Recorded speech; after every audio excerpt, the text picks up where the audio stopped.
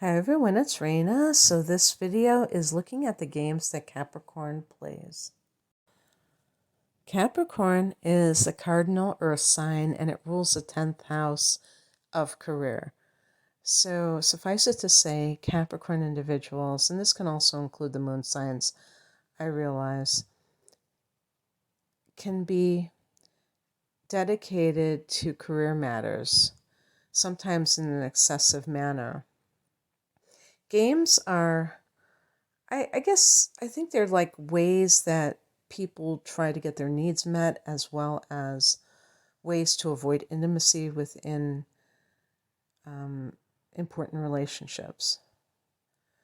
And it's not just married partners. It can be anything from friends to parent-child relationships, and even coworkers. I would say with the boss, it may be a little bit different because the boss is paying the person, so it's not really on an even playing field. That kind of it's kind of a contrived relationship, but coworkers, bosses, they can do that too. The boss, because it can be a manipulation. These interactions or social interactions that are not authentic. Let's put it that way. And it's a little bit challenging to talk about the earth signs because earth signs are not necessarily putting up a front. That's why they're down to earth, right? But they still and that's a good thing in the sense that they may be more, what you see is what you get, than another element. Like water, a lot of times the emotional needs are such that the person has developed these convoluted ways of trying to get their needs met through manipulation, through guilting, through sulking, which is actually done to trigger guilt in the other person, but through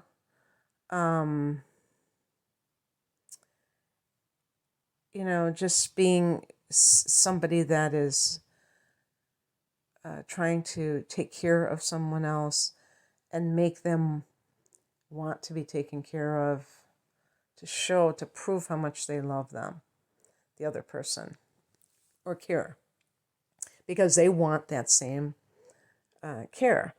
Earth signs aren't really that emotionally needy, so they're not going to be doing it for that reason. But they still may be doing it maybe to kind of boost their self-esteem. And in relationships, like if it is a relationship with someone where money can be a source of power, yes, I do think that can happen.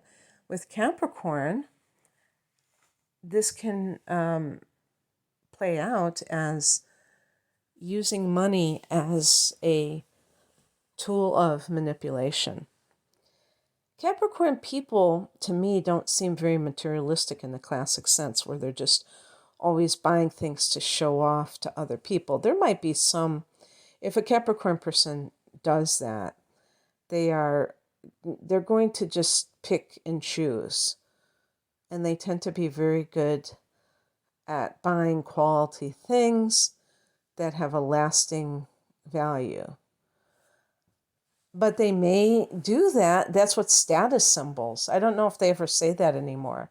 But back when I was going into high school, this was at the beginning of the 80s, and that was a decade where materialism became celebrated. I never saw that movie Wall Street, but Michael Douglas's character said greed is good. So those kinds of items, like, because I was in high school, it was like designer jeans. When was the last time you heard that phrase? And oh wow, we wanted them so much. It was just like, oh gosh, I have to have these jeans. You know what I mean? And still nowadays there are status symbols in terms of material goods. And it can also be clothing too. But that was when it started, okay? And so a Capricorn person may play a game called, what do they call it? Keeping up with the Joneses. You know what I mean?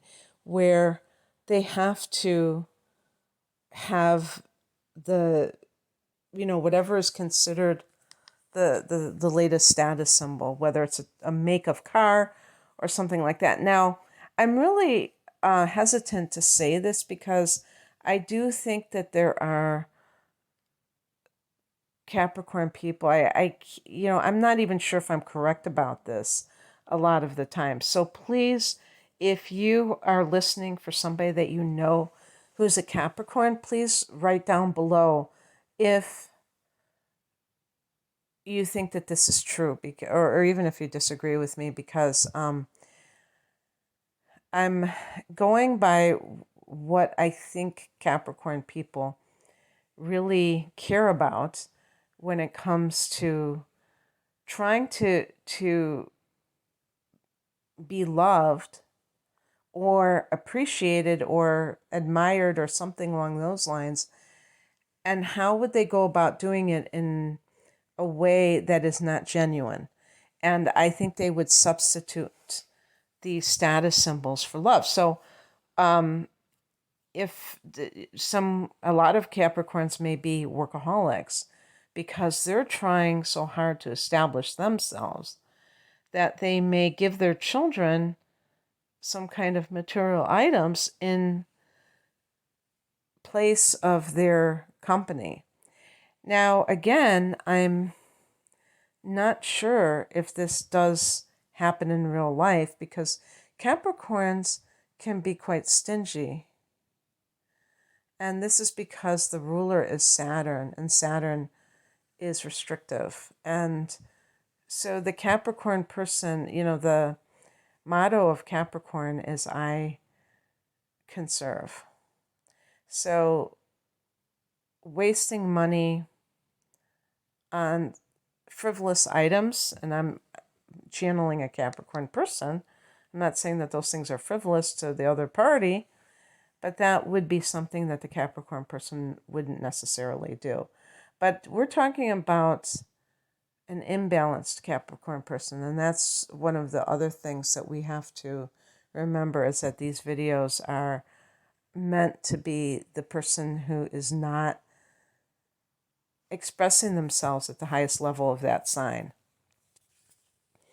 So they will tend to express more of the shadows elements, and that will also involve the kind of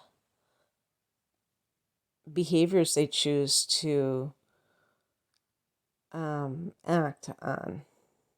So whether it is that they are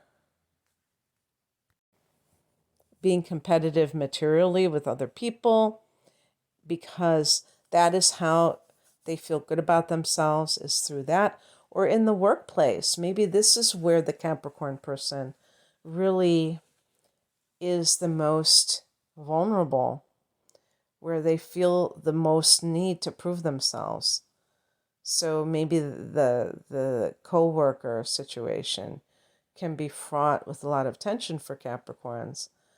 Capricorn can be the mentor, or should I say mentor. And that type of position really requires that a person is well established in their field. You can't be a mentor if you've just kind of walked in off the street. You have to, I was going to say pay your dues, but that's not what I mean. Just you have to, have that expertise, and that takes time to really develop. So a Capricorn person, because they want to be another person's mentor, may act like one prematurely and be trying to, again, give unsolicited advice, do things that other people in the workplace are not asking of them and being excessively competitive in order to get into a position of authority. Because cardinal signs are natural, I think I would say natural leaders overall, but they certainly, the cardinal modality is also called the executive modality. So you can see the executive who is really self-motivated. So they don't need a supervisor because they do that for themselves. And it's a beautiful thing, actually. When a cardinal sign is well balanced, they are very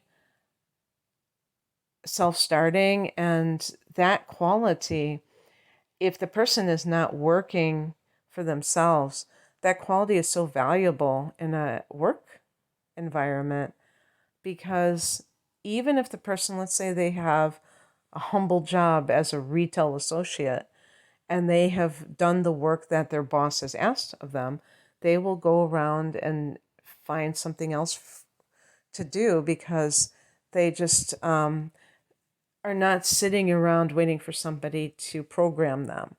They are they're very much proactive types of people. But let's say a person is frustrated in their ambitions for whatever reason. They're working at a place where they are the underling. They're the new man or woman, the lowest end of the totem pole, and it's a long, high, steep climb, and they don't have the ability to totally do the kind of things that they want to do at that moment. If the person is not fully equipped to, with the maturity to have the patience and the humility to be at the lowest end of the totem pole, and this can be because of childhood abuse of some sort, or maybe some karmic predisposition that is arrogant and wants to control other people, that person can be quite difficult to get along with and overly competitive in the workplace and Machiavellian. And I think the Machiavellian angle is where there is like kind of that artificial way of interacting with others. And there can be that can be something that is a little bit underhanded, where the person is deliberately doing things to try to make themselves look good and others not so good, what they deem their competition. So instead of having co-workers, they see these people as their enemy. Now, maybe to their face, they are cordial, but they really are plotting against them, so to speak. And this can involve trying to outdo the coworkers, trying to maybe get in good with the boss so that they become the boss's right-hand man or woman, and the boss, looking to curry favor from the boss, so they become the boss's favorite. So these are inauthentic behaviors because there is an agenda behind it, and that's what games are all about. How this can translate to the home environment is that this person might be starting a family and looking to do so that they can have that control. Dr. Wayne Dyer called people like this petty tyrants, the late Wayne Dyer, because they really don't have that much of a power. They don't really have that much power, but they think that they do. And it's relative power, and it's also temporary. In the case of children, you can boss a child around for 18 years, but eventually they're going to leave the nest. And now where are you going to be? So I guess that's the other area of game playing that I would see is the desire to be in that leadership or control area or role, and doing so by starting a family and being the authority figure. And that would be an abuse of power if it's done for the wrong reasons. So also controlling through money, as I kind of alluded to earlier. And this could be someone who gets involved in a marriage where they have the money and they're using that to attract their partner. And because that's this is what I was saying, it goes against the nature of a Capricorn person to be like ostentatious about their possessions and things like that. But maybe the less evolved Capricorn would do that simply to manipulate another person. But the irony is, who are they going to attract? They're going to attract a gold digger. They're going to attract that person who is looking for somebody that they can use financially. But then, once that Capricorn person gets this individual in their grip, then they can start yanking their chain, jerking them around with money. And that can lead to a lot of manipulation going on that is quite dehumanizing.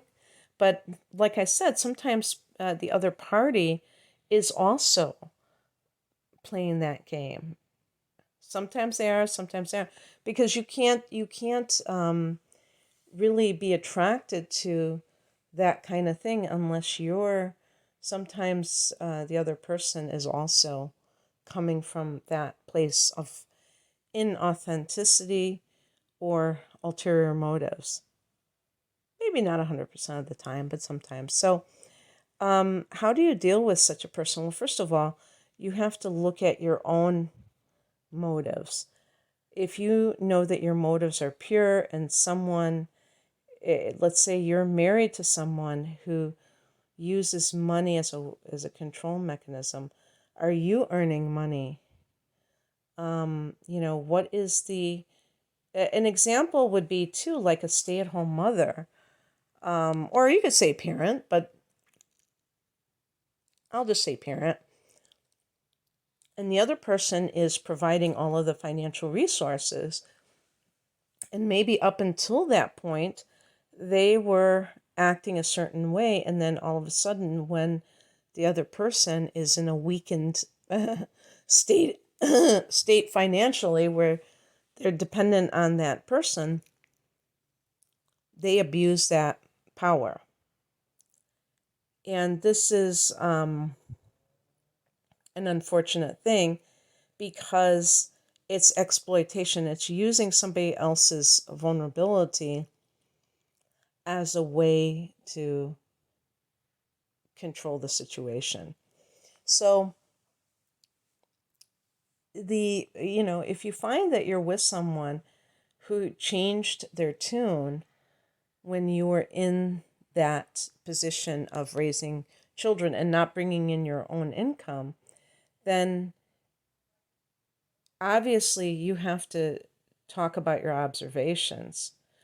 Sometimes these are like reptilian patterns, meaning that they're just so baked into somebody that they don't even realize, they're so wired into someone that they don't even realize that they're engaging in these very negative I would say also fear-based kinds of behavioral patterns.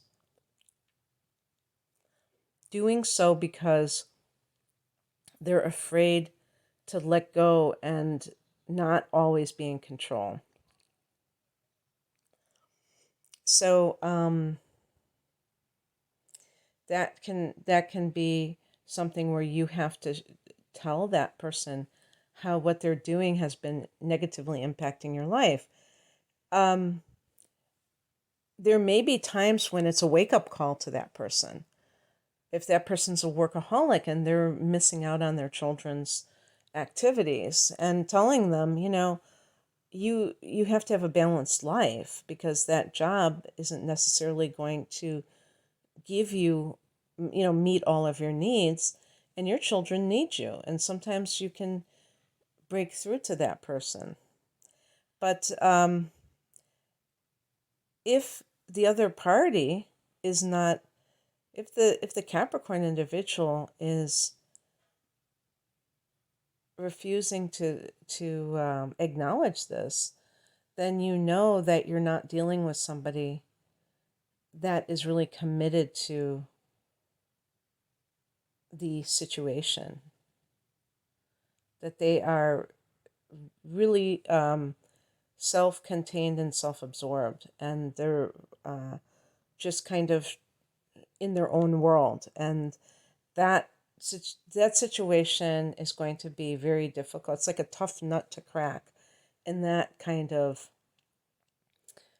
situation. So you have to decide if you want more of the same. And everything that I've said, it's like a coping mechanism, you could say.